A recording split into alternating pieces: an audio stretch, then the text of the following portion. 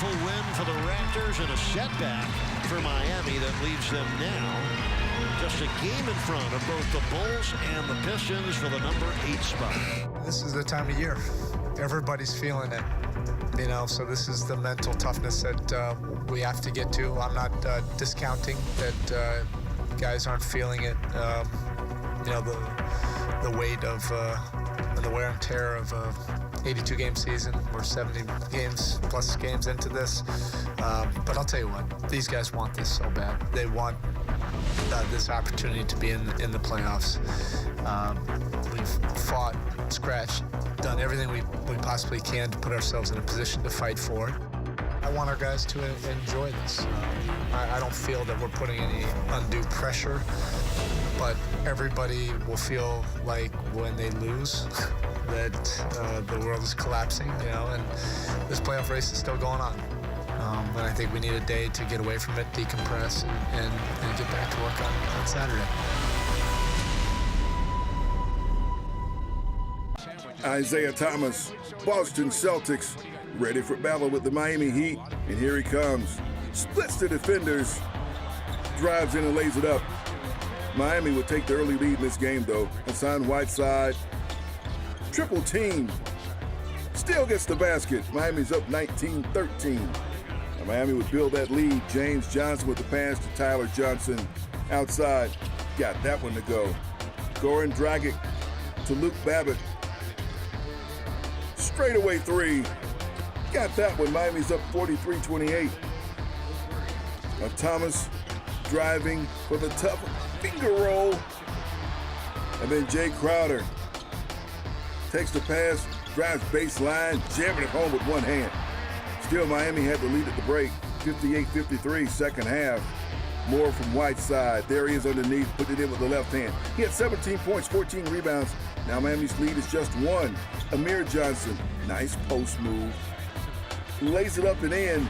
He had 14 points, 7 rebounds, 5 assists. How about Thomas? With a takeaway, all the way back for the lay-in. As we normally do with close games, at the finish. Yeah, I mean, this guy right here, Tyler Johnson, was outstanding in the fourth quarter. He did such a good job of making things happen. Had 12 points in the quarter to keep it competitive. This guy, Isaiah Thomas, the two-time All-Star, was pretty darn good, too. Heat forcing turnovers with their defense, getting out on the break with numbers. Tyler, a little hesitation and finish. He was just so aggressive going to the rim, making good things happen. Meanwhile, the Celtics then coming right back, knocking down shots, and this is a big part of the game, John. You mentioned their ability to hit big shots in big situations. Look at this finish here by Isaiah Thomas. So they really did a nice job limiting him to just 8 points in that first half, but he exploded, got to his game of attacking the basket and making threes. James Johnson was huge in the fourth quarter. This Johnson and Johnson combo, awesome. 12 points for James in the fourth. Yeah, Jay Crowder missing, and then you see down low, this is a pivotal play in the game. A number of Heat players there could have gotten the rebound. Instead, it's a little guy, Marcus Smart, that gets it, and a nice pass to Isaiah Thomas. And these type of plays were a big difference in this game. And in a two-point game then, here we go. Isaiah, I mean, stop. John, do you think here, the offensive possession for the Heat, could they have gotten a better look here, yeah, you think? They look discombobulated here. Tough contested shot by James Johnson. Spo elected to let them run it up the floor, not call a timeout so they could potentially beat the Boston defense down, but they just didn't look organized there. No one really looked like they were, running a real offense. It was more isolation. This is a critical play here because it looked like only a 3-point deficit, and Heat had a chance, but they call a goaltend. It's 4-point advantage for Boston. Yeah, the Heat looking to foul here. They do. It would have been nice if they could have maybe fouled Horford. They tried to. The refs didn't call it. And then stepping to the line, Crowder hitting the 2 free throws. And at that point, this shot really, at this point, doesn't mean much as the clock winds down. I want to go back to that play, John. In the spirit of the rule, I guess, is the call is probably correct, right?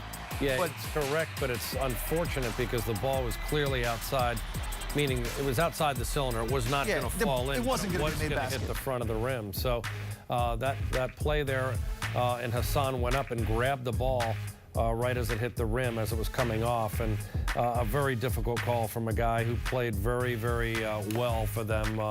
Hassan, really solid on both ends of the floor. Florida, James Johnson saving it. Josh Richardson passing it. Goran Dragic finishing. Not bad, John. Great hustle.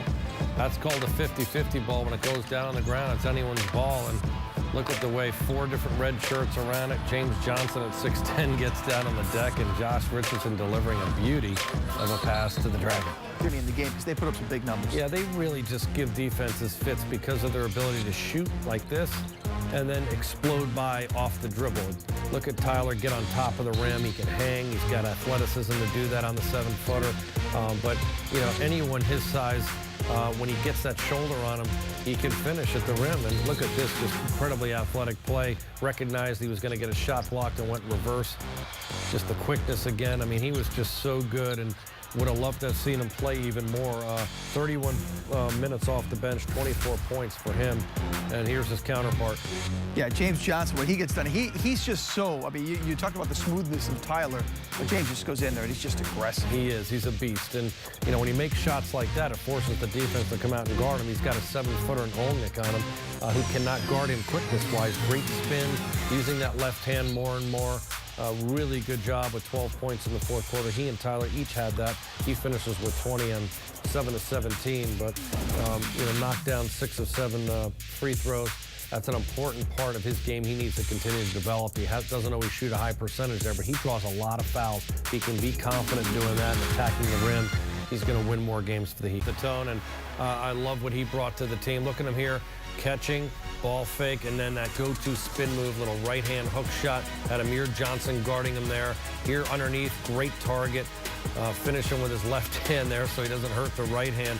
Wind up finishing with 19 points, 15 boards, and how about 9 offensive rebounds. So the Heat do a great job. They wind up out-rebounding the Celtics, and they actually shoot 14 more field goal attempts because of that man right there. Getting the offensive rebounds is a huge skill set in itself. The double-double machine that he is becoming. I love his offense, though. I'd love to see him get the ball to him more on the block, particularly when they're unfocused offensively. They're all going to kind of be this way. The biggest game of the season is always the next one down the stretch. Once again, the final tonight, Heat fall in Boston 112-108 to score. If you'd like to catch tonight's game again, tune in tonight at midnight or tomorrow at noon as we replay all of tonight's action. Presented by your South Florida Honda dealers. This has been a presentation of Fox Sports Sun, your exclusive home for Miami Heat basketball. My partner, John Crotty, the one and only Jason Jackson, the great duo of Eric Reed and the coach, Tony Fiorentino. I'm Will Mansell. Thanks for watching. We leave you now with the final take.